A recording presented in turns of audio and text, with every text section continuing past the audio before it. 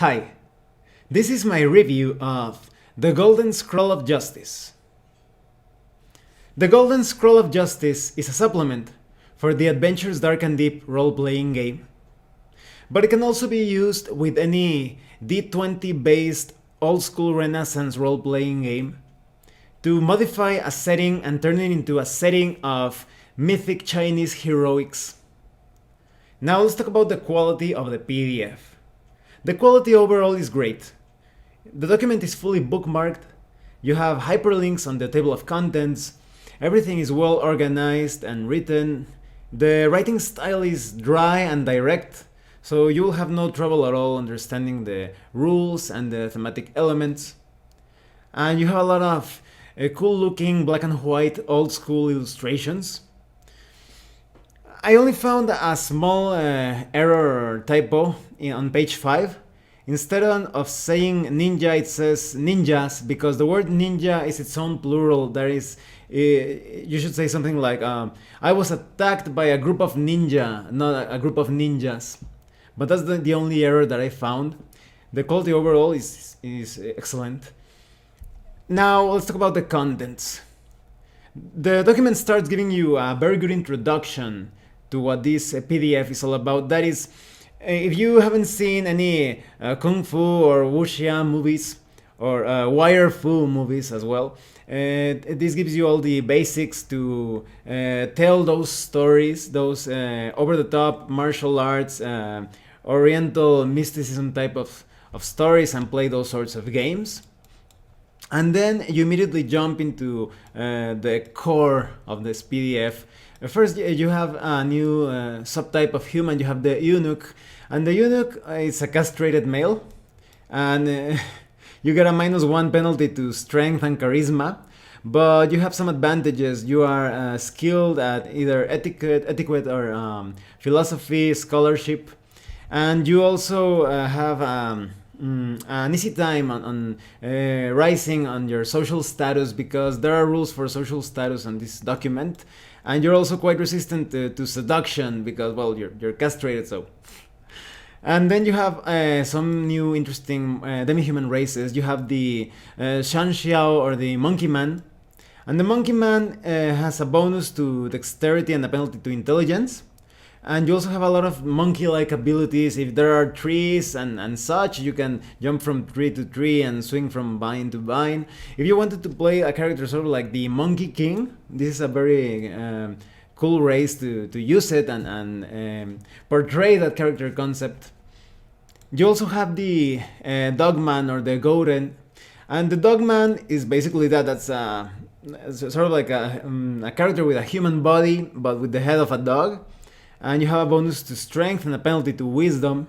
And you can pick if you have a favorite type of dog breed, you can use that particular head, and that head is related to your character's personality. So you want to play a poodle, you can use a poodle's head, or a Doberman. It depends on the type of character that you want. And then you have all the information of the character classes, of how to they interact with the mythic China setting. One of the things that I have to comment on is that this document is pretty flexible. That is, if you don't want to modify your entire game into a setting of Chinese characteristics, you can take the elements that you want and just keep the setting as it is. But there's a lot of information here to change the setting entirely to that particular mythic oriental setting. Now, a lot of the character classes fit into the Mythic China setting quite easily. For example, the Bard is quite common in Mythic China, but the Jester, being a character of very strong Western feel, it can be integrated, but he's considered sort of like a foreigner, somebody who came from faraway lands. And some other classes, so for example, like the Thief and the Barbarian, have some modifications to their different abilities and skills. So for example, the Barbarian becomes a very skilled horseman in this Mythic China setting. And you also have some new character classes or subtypes of existing character classes. So for example, you have the Wu, which is basically a shaman who is very skilled at dealing with ghosts and spirits and obtains his power through prayer and meditation, and has spellcasting abilities, and he can create magical items and turn extraplanar entities such as demons and angels and such.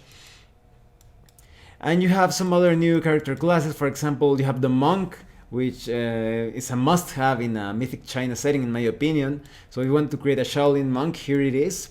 And you have some pretty high requirements on dexterity and constitution, but those requirements are justified in my opinion, because you have a lot of abilities. You have superb unarmed combat abilities, you have Kung Fu, and Kung Fu is given a very extensive treatment in this document. I will get into that in a bit.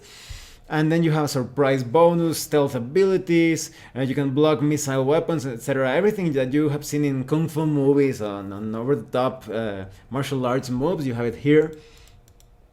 And the other character class that you have is the Fang Shi, and the Fang Shi is kind of like an oriental magician, a specialist in alchemy, healing, and astrology and divination. So you have spellcasting abilities, and a lot of the spells are geared towards those specialties, and you have the ability to create potions and such through alchemy, and you have and the ability to create magical items as well.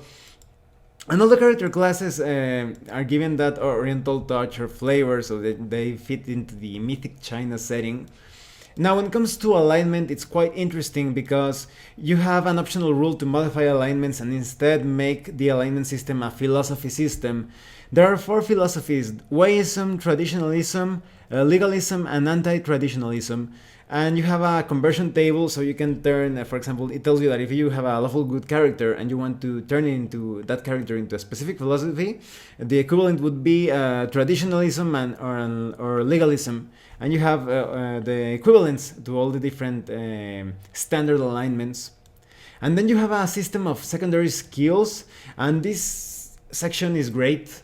I really like how Joseph Bloch translated Oriental disciplines and skills to a role-playing game setting. So for example, you have acupuncture, and you can actually heal yourself through acupuncture. And you also have some other things that are very characteristic from China. So for example, you have astrology with all the effects and ways to cast astrological charts, and you also have Qigong and Feng Shui, and you have all the effects. And as a martial arts instructor, I have to say that I'm pretty impressed with the way Feng Shui and Qigong is integrated. Because for example, in Qigong, you're going to get enhancement to your combat skills when you perform different daily exercises, and you're going to get lucky with Feng Shui when you perform certain arrangements in your base. So for example, and some of the arrangements will give you a bonus to hit, or if you mess up, you could get a penalty to hit. So it's kind of like getting bad luck of sorts in this fantasy role playing game supplement. That's very nice. And then you have the languages section and social class details about monthly expenses, family, and you really have a lot of details to customize your setting and turn it into a Mythic Chinese setting. So for example, you have family names, and you have all the details on social structure, all details concerning gear, food, and drink, so that everything feels oriental. And you also have modes of transportation, different exotic weapons with details on many different weapons that each has its own special characteristics, and all the standard details of damage and speed are included as well, of course. And then you have Kung Fu, and you have all the details on learning Kung Fu, which takes quite a while, just like in real life.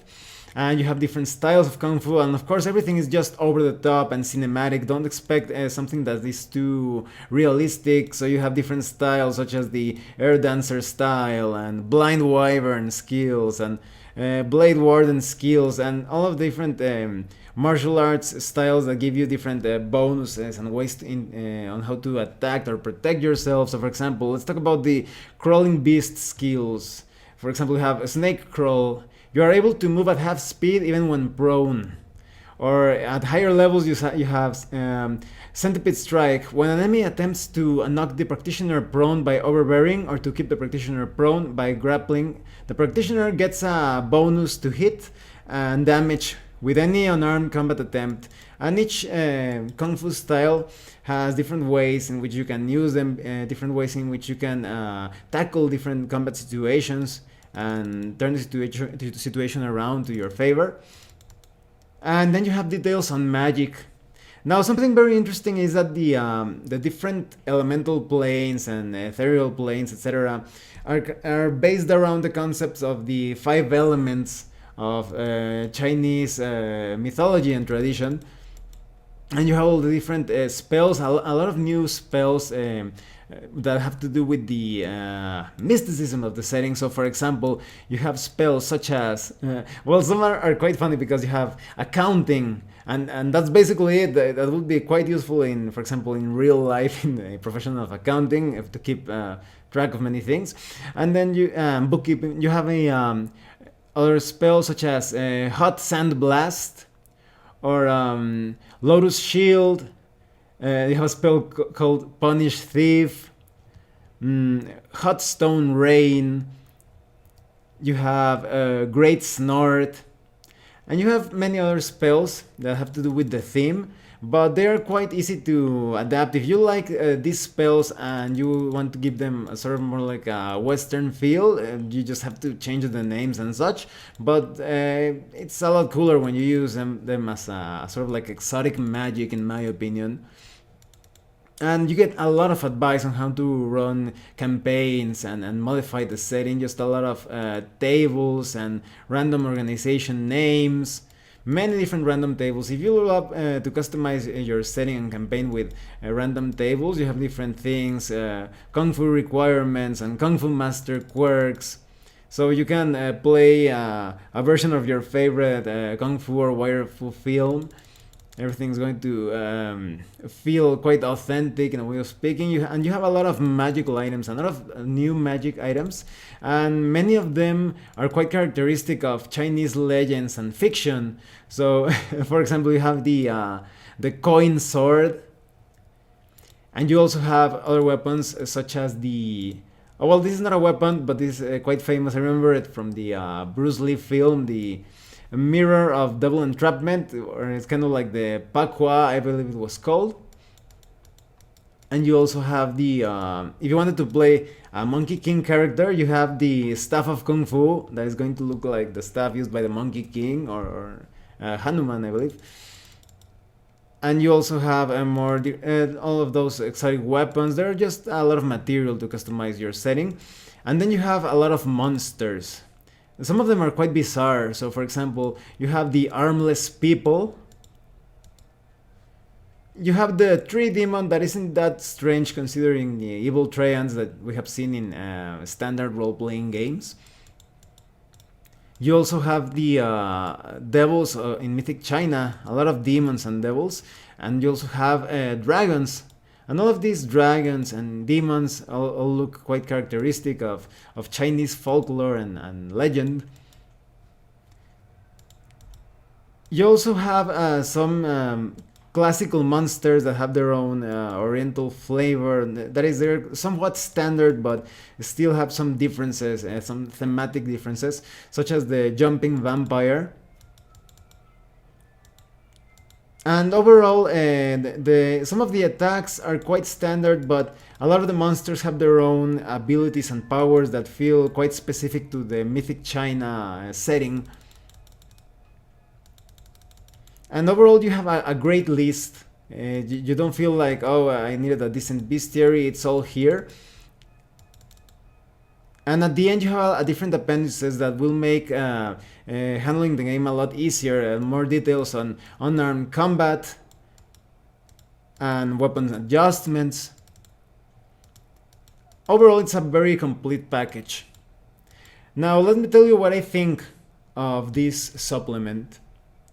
I think this is an excellent supplement, and even if you don't, you're not a fan of Mythic China, You can take anything that you want from this because there's a lot of excellent material here. You have new character races and classes and many different skills and spells and magical items. So it's easy for you to take what you like and leave out what you don't. And if you are a fan, you're in for a treat. If you want to play Crouching Tiger, Hidden Dragon sort of game, you can use a lot of the material here. You even have a list of books and film at the end to draw inspiration from and modify your Adventures Dark and Deep role-playing game and give it a more oriental feel.